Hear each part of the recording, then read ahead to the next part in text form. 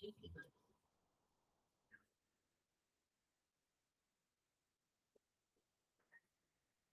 terima kasih. Mudah-mudahan sudah terlihat dengan jelas. Saya akan mulakan. Bismillahirrahmanirrahim. Assalamualaikum warahmatullahi wabarakatuh.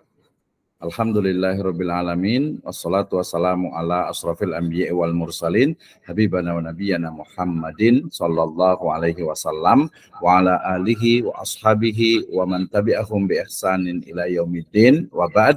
Qala Allah ta'ala fi kitabihil karim, a'udzu billahi minasyaitonir rajim. Bismillahirrahmanirrahim. In ahsantum ahsantum li anfusikum. Wa qala Allahu azza wa jalla aidan wabtaghi fima ataqallahu daral akhirah wala tansa nasibaka minad dunya wa ahsin kama ahsanallahu ilaik wala tabghil fasada fil ard innallaha la yuhibbul mufsidin. Wa qala Allahu azza wa jalla aidan faman ya'mal mithqala dzarratin khairan yarah wa may ya'mal mithqala dzarratin syarran yarah. Wa qala Rasulullah sallallahu alaihi wasallam fi riwayatin khairun nasi anfa'uhum linnas. Wa qala aidan man nafasa am mu'minin kurbatan min kurabid dunya nafasallahu anhu kurbatan min kurabi yaumil qiyamah.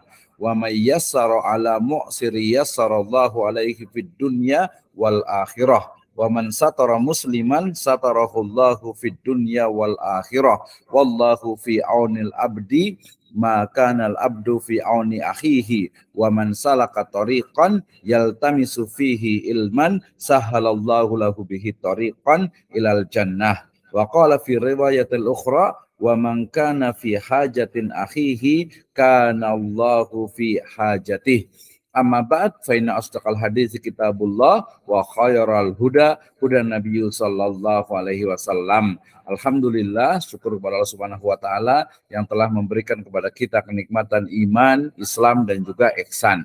Guna salawat dan salam sama-sama kita panjatkan kepada junjungan alam habibana wa nabiyyana wa sayyidana Muhammadin sallallahu alaihi wasallam, kepada seluruh ahlul baitnya, para sahabatnya, serta orang-orang yang senantiasa mengikuti jejak sunnahnya hingga akhir zaman.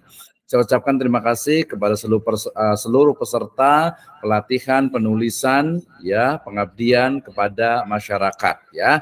Topik utama hari ini kita akan membahas tentang pengabdian kepada masyarakat atau PKM, ya, mulai dari pelaksanaan, menulis proposal dan juga menulis artikel ilmiah jurnal PKM atau pengabdian kepada masyarakat. Masih bersama saya Dr. Misno. Baik, saya awali dengan firman Allah Subhanahu wa taala, ya, dalam surat Al-Isra ayat ke-7, ya, di mana Allah Subhanahu wa taala berfirman, a'udzubillahi minasyaitonirrajim, in ahsantum ahsantum li anfusikum.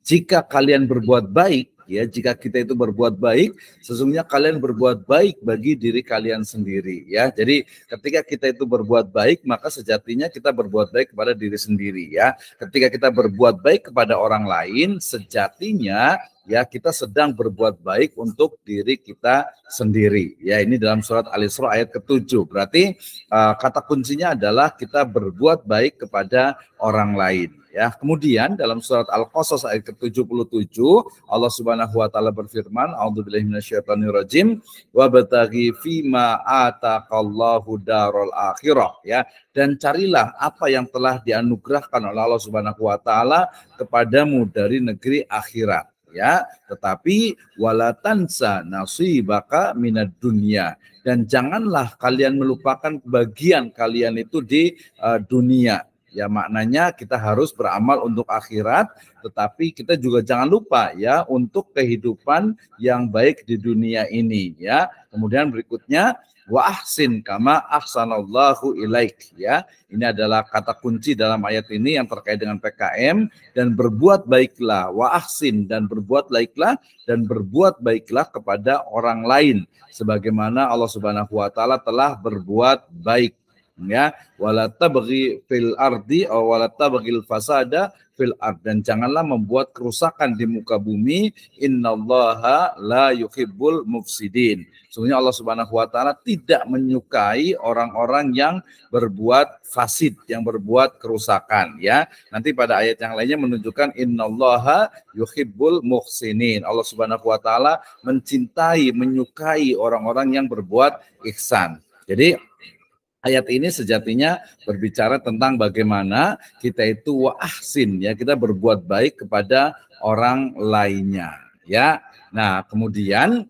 ya Allah Subhanahu wa taala juga berfirman ya dalam surat Al-Zalzalah ayat ke-7, "Faman ya'mal mithqala dzarratin khairan yarah." Ya, siapa saja yang mengerjakan kebaikan walaupun sebesar biji sawi, ya, sebesar dzarrah, sekarang mungkin lebih kecil dari atom gitu ya, maka ia akan mendapatkan balasannya. Ya, kalau dia berbuat baik kepada orang lain, niscaya dia akan mendapatkan balasan yang berlipat ganda kebaikan dari Allah Subhanahu wa taala. Ini adalah energi pertama bagi kita ya untuk melakukan pengabdian kepada masyarakat, ya. Yang berikutnya adalah energi yang kedua adalah sabda dari Nabi Shallallahu alaihi wasallam, di mana dalam hadis yang sangat masyhur ya beliau bersabda, khairun nasi anfa'uhum linnas, ya, sebaik-baik manusia adalah yang paling bermanfaat bagi orang lain, ya. Artinya kalau kita ingin menjadi manusia yang the best, yang terbaik, maka kita harus memberikan manfaat kepada orang lain, menolong orang lain, ya, kemudian meringankan bebannya, membantu mereka, itu adalah khairun nas, ya, sebaik-baik manusia. Kemudian dalam riwayat yang Muslim, ya, Rasul sallallahu alaihi wasallam juga bersabda, "Man nafasa an mu'minin kurbatan min kurabid dunya," ya, siapa saja ya yang membebaskan ya seorang mukmin dari kesulitan dunia, maka nafasallahu anhu kurbatan min kurabi yaumil qiyamah. Ya, Allah Subhanahu wa taala akan membebaskan dari suatu kesulitan pada hari kiamat. Ini adalah balasan atau pahala ya yang sangat besar, ya, di mana kita itu akan mendapatkan kebaikan berlipat ganda di yaumil qiyamah, pada hari kiamat, ketika kita mampu menolong saudara kita yang mukmin. Ya, kemudian berikutnya juga wa may yassara ala mu'siri yassarallahu alaihi fid dunya wal akhirah, ya. Dan siapa saja ya yang memberikan kemudahan, ya, yang memberikan kemudahan dalam masalah keduniaan, ya, siapa saja yang memberikan kemudahan kepada orang lain ketika berada dalam kesulitan, maka Allah Subhanahu wa taala akan memberikan kemudahan di dunia wal akhirah, di dunia dan juga di akhirat. Ini luar biasa sekali, ya. Kemudian juga kita diingatkan juga masih lanjutannya, ya, wa man satara musliman satarahullahu fid dunya wal akhirah. Ya, siapa saja ya yang menutupi aib saudaranya, ya, siapa saja yang menutupi kekurangan aib dari seorang muslim, maka Allah Subhanahu wa taala akan menutup aibnya di dunia dan juga di akhirat. Ya, kemudian ya, wallahu fi aunil abdi, ya, Allah Subhanahu wa taala selalu menolong hambanya selama hamba tersebut maka nal abdu fi auni akhihi, selama hamba tersebut menolong saudaranya sesama muslim. Jadi kalau kita ingin mendapatkan pertolongan dari Allah Subhanahu wa taala, maka hendaknya kita menolong, membantu saudara-saudara kita, ya. Kemudian ini lanjutannya adalah riwayat yang cukup masyhur, ya, man salaka tariqan yaltamisu fihi ilman sahhalallahu lahu bihi tariqan ilal jannah, ya. Siapa saja yang menempuh jalan untuk mencari ilmu, untuk menuntut ilmu, untuk menambah ilmu, maka Allah Subhanahu wa taala memudahkan jalan ke surga baginya. Nah, kita yang kuliah, kita yang mengikuti perkuliahan, kita yang mengikuti kajian dan juga mengikuti workshop ataupun pelatihan ini, insya Allah akan dimudahkan ya jalannya ke surga. Amin ya rabbal alamin. Yang berikutnya adalah wa man kana fi hajati akhihi kana Allahu fi hajatih, ya. Siapa saja ya yang bersedia membantu keperluan saudaranya, maka Allah Subhanahu wa taala senantiasa membantu keperluannya. Hadis riwayat Bukhari. Nah, dua energi ini, yaitu dalam Al-Quran, kalamullah, dan juga di sunnatin nabawiyah, sunnah hadis Nabi Sallallahu Alaihi Wasallam, ini menjadi dasar bagi kita untuk ya menjadi energi bagi kita untuk kita bisa melaksanakan ya pengabdian kepada masyarakat, baik dalam bentuk proses teknisnya yaitu menulis proposal, ya pelaksanaan dari PKM itu sendiri sampai mempublikasikannya dalam bentuk artikel jurnal ilmiah PKM. Baik, Ibu dan Bapak sekalian, teman-teman semuanya, kita lanjutkan. Jadi hari ini kita akan belajar tentang bagaimana sebenarnya terkait dengan PKM atau pengabdian kepada masyarakat. Ada yang menyebutnya PKM, ada yang menyebutnya juga dengan PPM. Ya, kita akan belajar bersama. Pertama terkait dengan proposal PKM. Jadi tentu saja dari mulai survei awal di mitra, kemudian juga memahami sistematika dari proposal PKM yang biasanya merujuk kepada apa? Kepada istilahnya itu pedoman pengabdian kepada masyarakat ya. Setelah selesai kemudian melaksanakan PKM ini di tempat mitra ya yang menjadi pengabdian kita. Kemudian jangan lupa penggunaan metodologi dalam pengabdian untuk mendapatkan the best solution ya sebagai solusi terbaik. Nah, setelah itu ya baru kita membuat laporan ya dalam bentuk laporan pengabdian kepada masyarakat dan juga penulisan artikel ilmiah di jurnal pengabdian kepada masyarakat. Baik, kita mulai dari awal. Apa sih yang dimaksud dengan PKM atau pengabdian kepada masyarakat? Ya, ini merujuk kepada Ristek Dikti tahun 2018 bahwa pengabdian kepada masyarakat adalah kegiatan yang berorientasi pada pelayanan masyarakat dan penerapan ilmu pengetahuan, teknologi, dan seni, ya, yang sekarang disingkat dengan IPTEX, dalam menyelesaikan permasalahan masyarakat dan memajukan kesejahteraan bangsa. Artinya, ya pengabdian kepada masyarakat adalah melayani, mengabdi kepada masyarakat, ya, memulai dari identifikasi permasalahan yang dihadapi oleh mereka, kemudian mencari solusi dengan metodologi yang tepat. Nah, kemudian yang berikutnya adalah yang dimaksud dengan pengabdian kepada masyarakat adalah kegiatan sivitas akademika ya yang terdiri dari dosen dan mahasiswa ya serta nanti tenaga kependidikan yang lainnya yang memanfaatkan ilmu pengetahuan dan teknologi untuk memajukan kesejahteraan masyarakat dan mencerdaskan kehidupan bangsa ya. Jadi kegiatan dari dosen, mahasiswa ya yang dengan kepakarannya, kemampuannya ya, keahliannya itu digunakan, diterapkan di masyarakat ya untuk memajukan kesejahteraan mereka dan juga mencerdaskan kehidupan bangsa tentu saja ya. Ini adalah pengertian dari PKM ya. Kemudian ruang lingkup dari PKM adalah memberikan solusi bagi permasalahan yang dihadapi oleh masyarakat ya melalui kolaborasi lintas disiplin ilmu. Nah, ini ya jadi dalam pengabdian kepada masyarakat itu selalunya adalah apa? Selalunya adalah dia itu lintas disiplin ilmu.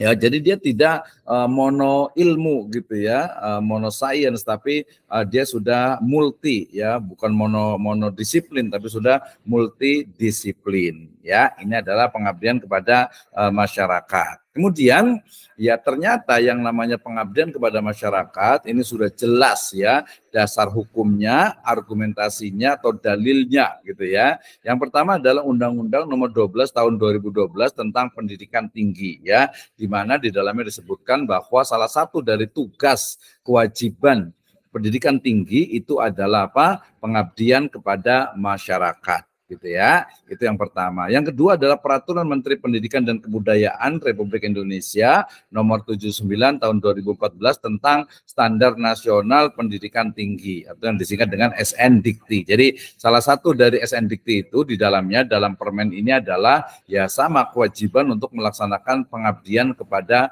masyarakat, mengimplementasikan ilmu, metode, alat gitu ya, inovasi yang mereka miliki, yang dimiliki oleh dosen dosen atau mahasiswa, ya insan akademika untuk mengabdi kepada masyarakat agar bermanfaat kepada masyarakat. Demikian juga yang ketiga ada Peraturan Menteri Ristek Dikti nomor 44 tahun 2015 tentang Standar Nasional Pendidikan Tinggi, ya SN Dikti di bab 1 ketentuan umum, yaitu pasal 1 tentang pengabdian kepada masyarakat, gitu ya. Nah, kemudian yang masih cukup baru adalah Peraturan Menteri Pendidikan dan Kebudayaan nomor 3 tahun 2020 tentang Standar Nasional Pendidikan Tinggi atau SN Dikti, yang tentu saja di dalamnya adalah adanya kewajiban untuk melaksanakan pengabdian kepada masyarakat. Selain itu, banyak sekali peraturan-peraturan di bawahnya yang menunjukkan tentang kewajiban atau yang menjadi dasar bagi ya pengabdian kepada masyarakat yang harus dilaksanakan, harus dilakukan oleh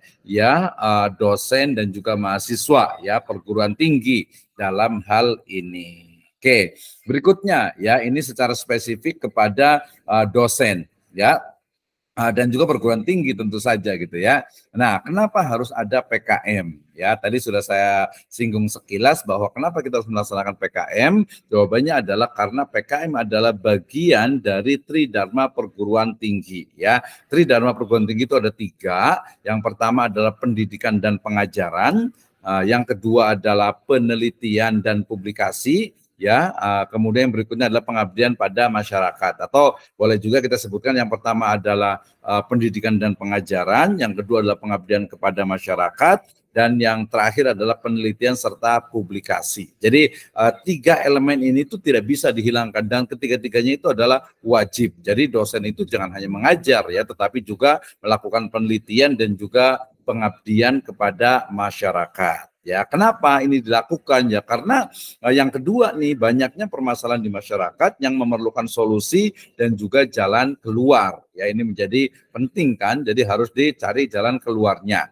Ya, kemudian yang berikutnya juga meningkatkan network dan juga jaringan industri atau masyarakat. Ya, jadi kampus itu jangan menjadi menara gading, dia harus mampu membantu dan juga memberikan solusi bagi permasalahan yang ada di industri serta masyarakat. Ya, tentu saja dengan adanya ini, pengabdian ini akan ada award, ya, akan ada penghargaan, ya nanti dalam bentuk kenaikan pangkat dosen, ya dari mulai asisten ahli, lektor, lektor kepala, ya sampai kepada guru besar, ya. Nah, tentu saja nanti juga kewajiban dari BKD, ya beban kerja dosen yang ada di laporan kinerja dosen. Nah, tentu saja di sini juga akan manfaatnya juga akan meningkatkan kinerja PKM dari perguruan tinggi. Salah satu dari indikator ya perguruan tinggi itu bagus adalah tingkat dari pengabdian kepada masyarakatnya yang berkualitas, sehingga PKM yang dilakukan oleh dosen dan mahasiswa itu akan meningkatkan level tingkat ya ranking dari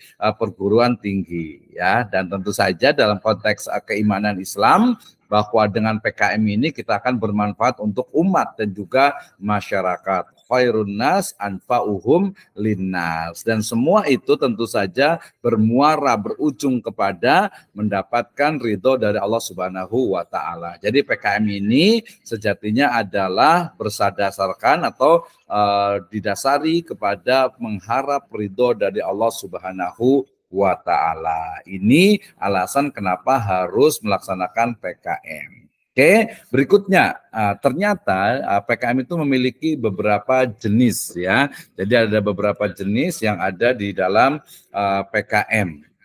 Ya, oke kita lihat. Oh ternyata betul ya, tidak berjalan ininya ya apa slide-nya nih. Berarti saya stop share dulu ya.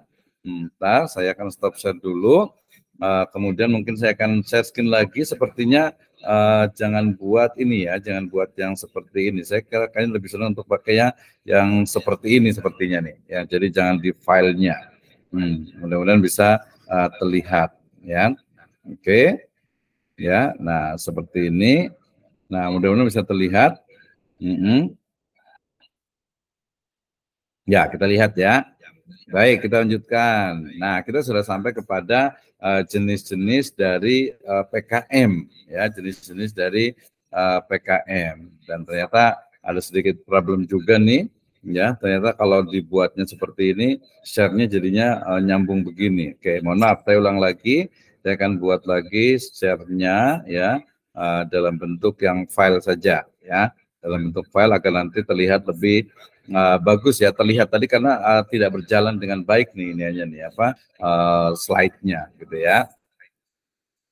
Baik, mudah-mudahan sudah terlihat ya. Oke. Ya, Ibu dan Bapak sekalian sudah terlihat untuk ininya, untuk filenya, ya. Ini saya sudah share, ya. Mudah-mudahan terlihat, ya. Oke, sepertinya kayak saya akan buat seperti ini ya, karena tadi agak sedikit gangguan kalau saya buat full screen, ya. Oke, saya akan coba buat full screen lagi, ya. Mudah-mudahan nanti tidak ada gangguannya ya.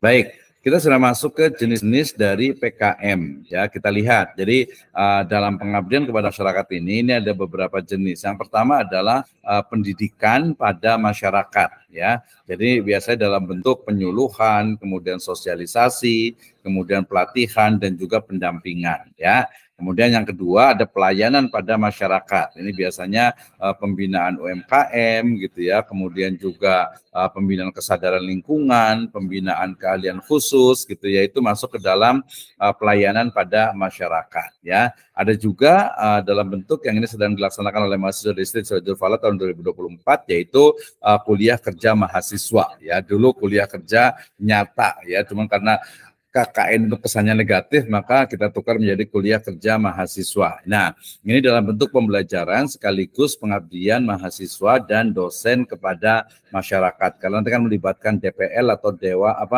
dosen pembimbing lapangan. Jadi ini adalah kuliah kerja mahasiswa. Kemudian juga nanti ada juga yang keempat yaitu pengembangan wilayah terpadu. Ini biasanya kerjasama dengan desa binaan, kemudian juga kerjasama wilayah, pemerintah daerah, pemerintah kabupaten, pemerintah kecamatan gitu ya, atau juga melalui NGO atau non-government organization ya. Kemudian juga PKM ini juga bisa dalam bentuk pengembangan hasil penelitian yang implementasinya adalah hasil produk penelitian, model ataupun prototype. Tapi dia bukan uji coba ya, karena uji coba itu nanti masuk ke dalam R&D ataupun penelitian, riset dan pengembangan. Tapi dia sudah jadi mesinnya, sudah jadi produknya, modelnya tinggal diterapkan di masyarakat. Jadi bukan coba-coba. Nah, baik.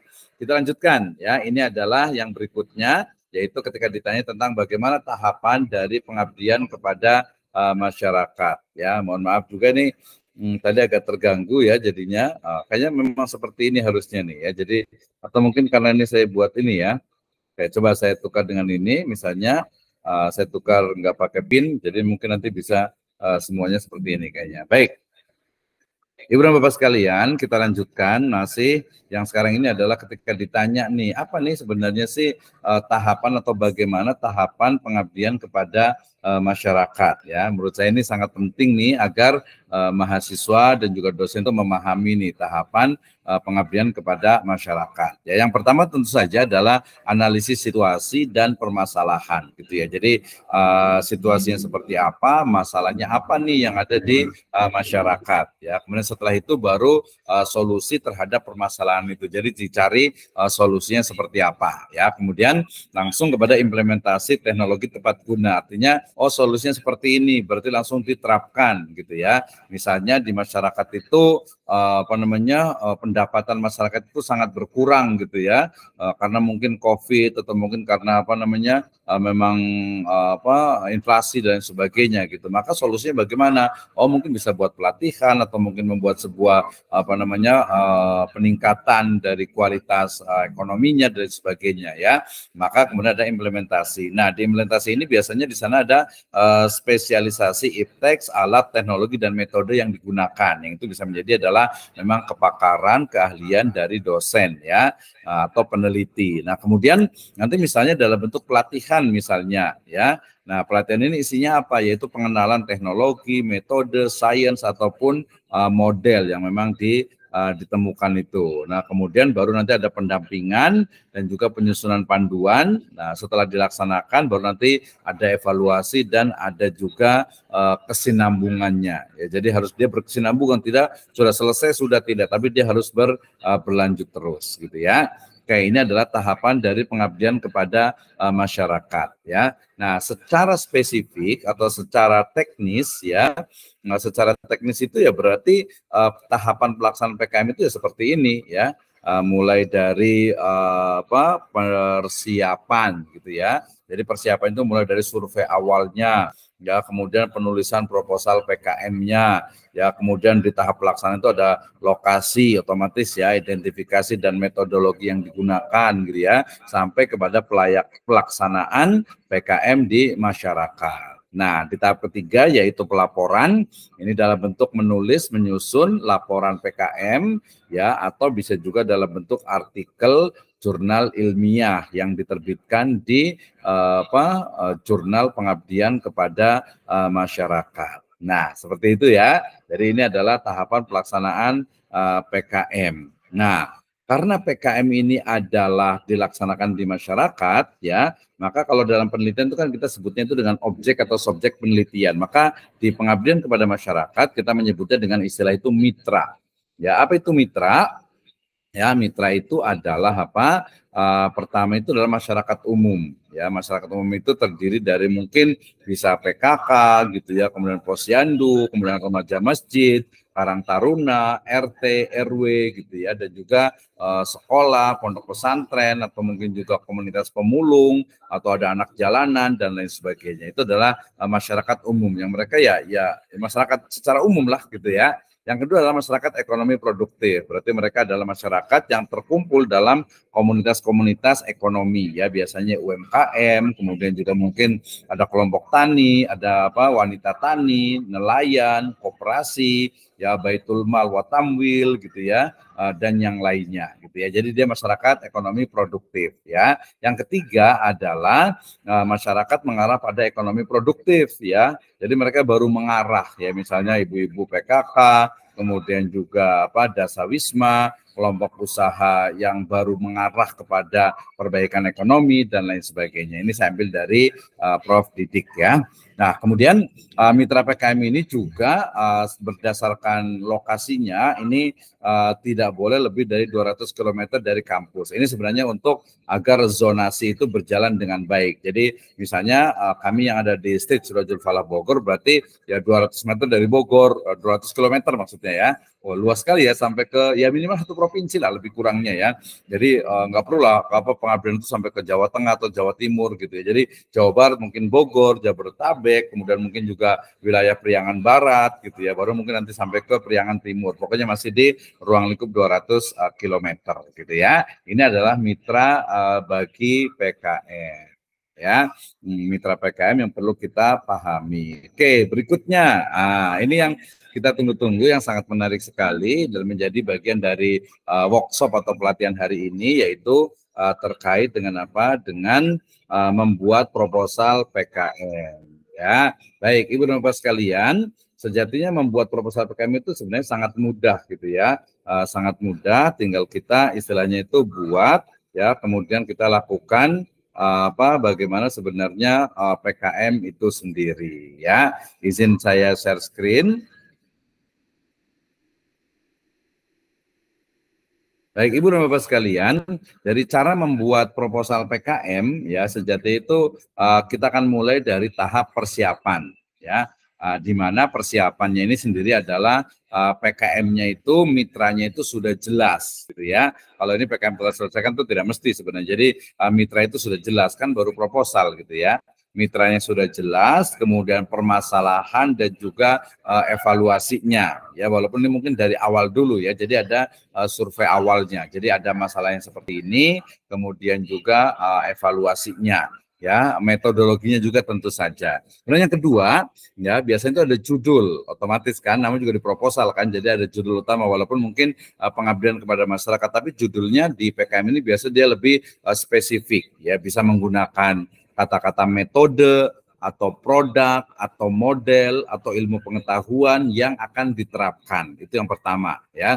Nanti kita akan kasihkan keywordnya, kata kunci di awalnya. Kemudian berikutnya dalam judulnya juga harus ada tujuan yang ingin dicapai. Misalnya meningkatkan pemahaman, meningkatkan literasi, ya mengajarkan kemampuan, ya melatih skill gitu ya. Itu adalah tujuan yang ingin dicapai. Kemudian jangan lupa mitra kegiatan lokasi atau mitra kegiatan, misalnya siswa SMP Surajul Atfal atau mungkin masyarakat nelayan di Bekasi Utara atau mungkin juga UMKM di Bogor Raya ya. Nah, ini biasa menggunakan istilahnya itu contohnya adalah peningkatan. Ya, peningkatan kemampuan menghafal bagi siswa di MTS Surajul Atfal Bogor. Nah, gitu ya. Itu ada unsur-unsurnya yang harus ada. Kemudian jangan lupa di abstrak ya. Abstrak itu adalah ringkasan.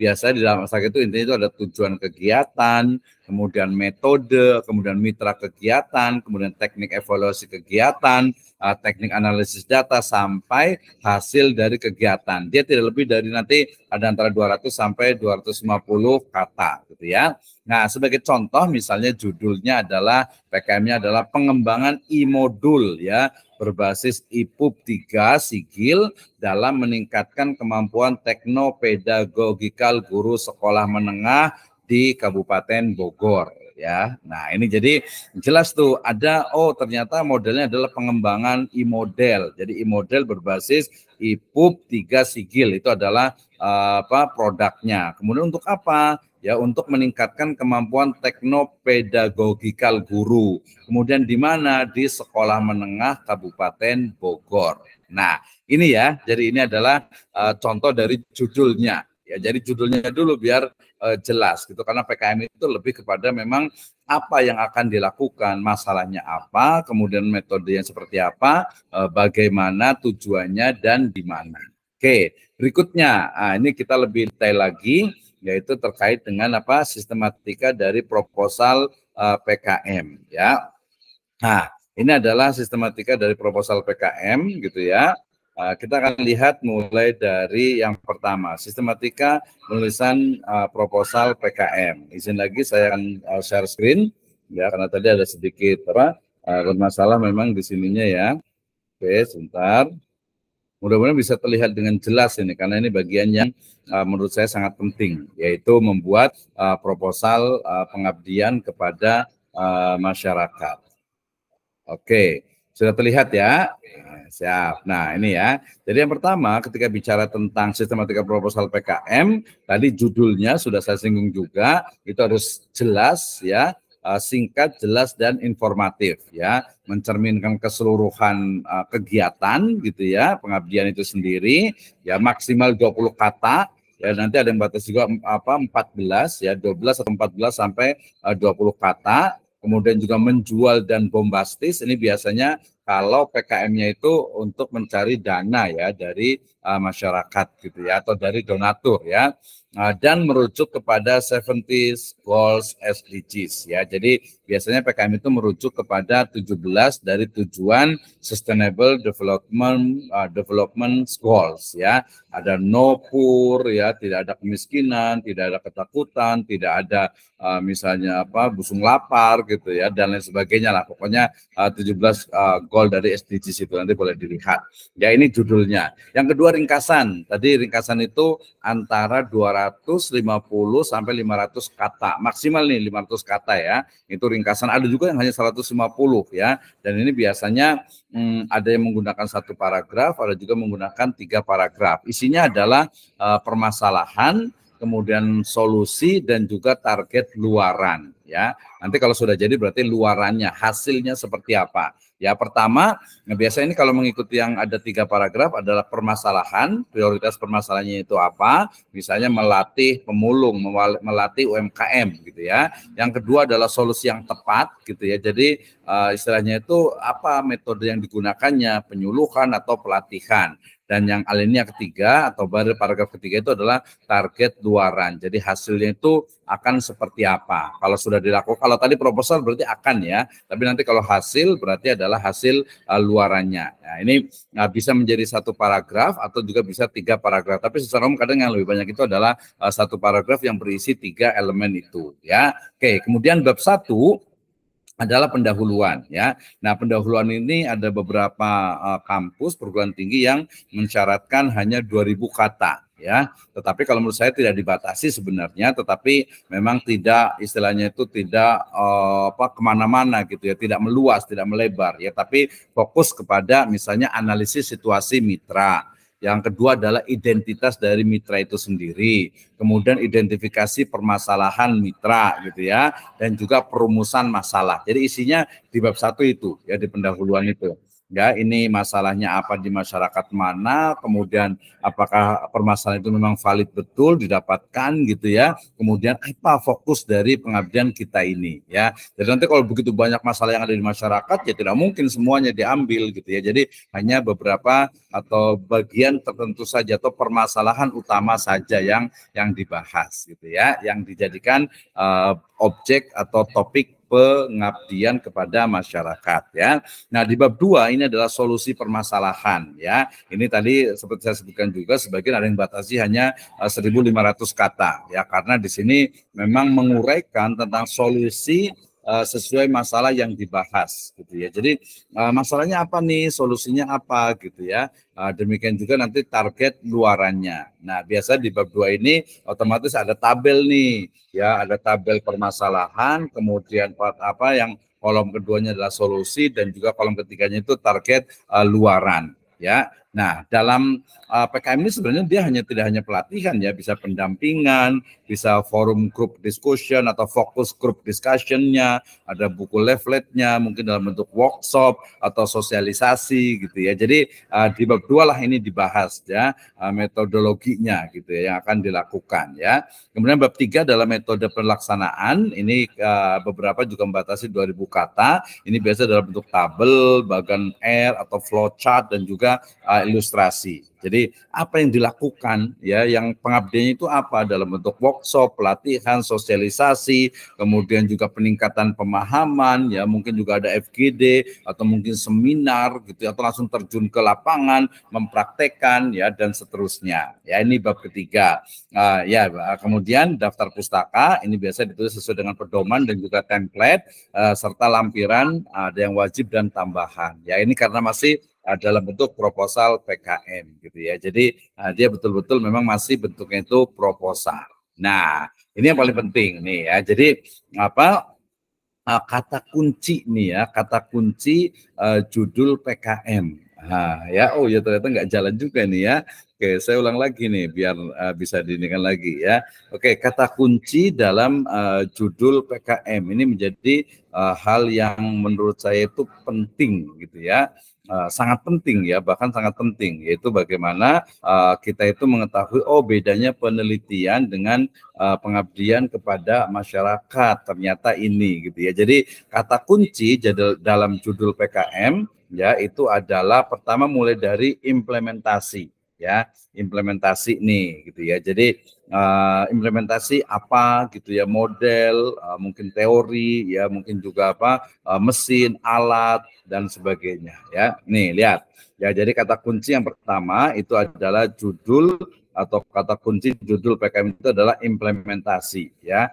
Yang kedua adalah aplikasi, kemudian yang ketiga adalah alih teknologi gitu ya. Kemudian yang keempat adalah pelatihan gitu ya. Yang kelima adalah pemberdayaan ya, kemudian juga peningkatan produktivitas atau peningkatan kinerja dan juga peningkatan pemahaman atau literasi. Nah, ya. Jadi ini nih yang menjadi istilahnya itu kata kunci dalam judul PKM. Jadi setiap PKM itu selalu ada implementasi, ada aplikasi, mungkin alih teknologi, mungkin pelatihan, peningkatan skill ya, atau pemberdayaan, atau peningkatan produktivitas, atau mungkin peningkatan kinerja, atau mungkin peningkatan pemahaman. Ya, masing-masing disesuaikan dengan permasalahan yang ada tentu saja. Oke, ini yang berikutnya itu kata kunci. Nah, sebagai contoh nih ya, ada beberapa contoh dalam pengabdian kepada masyarakat gitu ya. Contohnya diantaranya adalah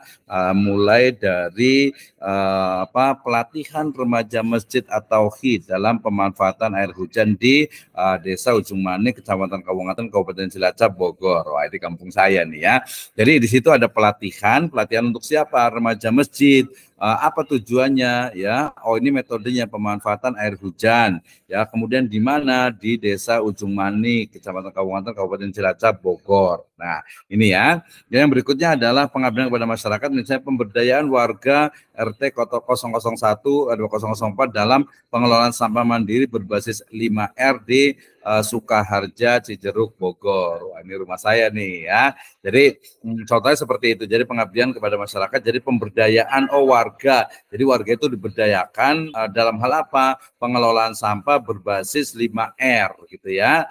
Di mana? Di Sukaharja, Cijeruk, Bogor. Untuk apa ya? Agar sampah itu dapat dikelola dengan baik ya. Kemudian yang ketiga juga peningkatan kelompok posyandu dalam pencegahan stunting melalui teknologi pengolahan pangan lestari di Sukatani, Kecamatan Sukaraja, Bogor. Ya, di situ juga ada peningkatan ya, ada peningkatan dan juga pencegahan stunting untuk apa? Ya, menggunakan teknologi pengolahan pangan lestari ya, di mana di Sukatani, Sukaraja, Bogor. Nah, kan ini jadi hal yang sangat penting. Ini contoh dari proposal jurnal. Kemudian berikutnya, nah dalam tadi saya sebutkan dalam jurnal itu ada atau dalam penulisan proposal itu atau dalam pengabdian kepada masyarakat harus pakai metodologi ya, minimal di sini ada dua lah ya.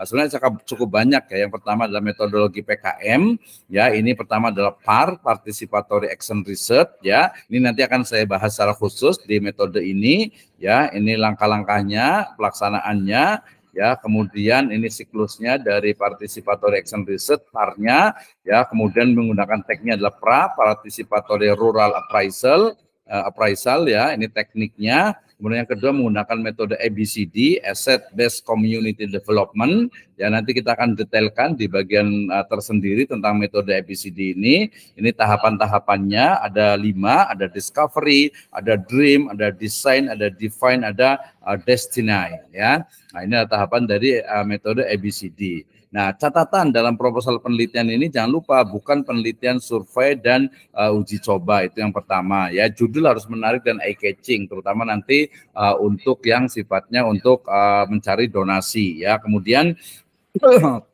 ya, berikutnya adalah analisis terukur ya, dia bisa kuantitatif ataupun kualitatif ya, memecahkan masalah sumber daya manusia dan juga sumber daya alam ya, wilayah dan kelompok sasaran jelas, kelengkapan dokumen ya, dan juga misalnya panduan ya sesuai dengan pedoman PKM ya, kemudian juga ipteks, metode, alat jelas, tepat dan benar, ini yang akan diterapkan di masyarakat. Kemudian evaluasi dan indikator, jadi evaluasinya seperti apa, indikatornya seperti apa, keberhasilannya, anggaran dan kepakaran tim multidisiplin, jadi keuangannya juga harus jelas nih anggarannya, dan juga yang paling penting adalah kepakaran dari tim PKM itu sendiri, dan juga dalam hal Tridharma perguruan tinggi itu harus melibatkan mahasiswa. Nah, demikian untuk cara membuat proposal pengabdian kepada masyarakat. Nanti di video-video berikutnya kita akan bahas tentang lebih detail tentang menulis artikel ilmiah ya, pengabdian kepada masyarakat. Oke, demikian. Wallahu a'lam bishawab. Kita lanjutkan di pertemuan berikutnya. Jazakumullahu khairan ala ihtimamikum. Kita tutup dengan hamdalah dan doa kafaratul majelis. Ya, alhamdulillahirabbil alamin. Subhanakallahumma wa bihamdika asyhadu alla ilaha illa anta astaghfiruka wa atubu ilaik. Wassalamualaikum warahmatullahi wabarakatuh.